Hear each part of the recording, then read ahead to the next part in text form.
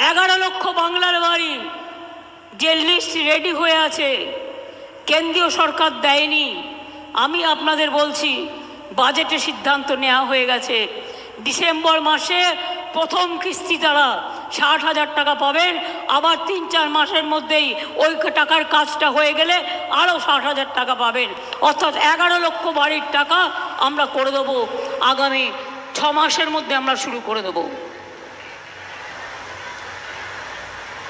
রোজ বিজ্ঞাপন দিচ্ছে প্রচার বাবু। ঘুম থেকে উঠবেন, ঘুম থেকে উঠলেই প্রচার বাবুর মুখ গেল, মুখ দেখলেই সারাটা দিন গেল। চা খেতে যাবেন, প্রচার বাবুর মুখ ভেসে উঠবে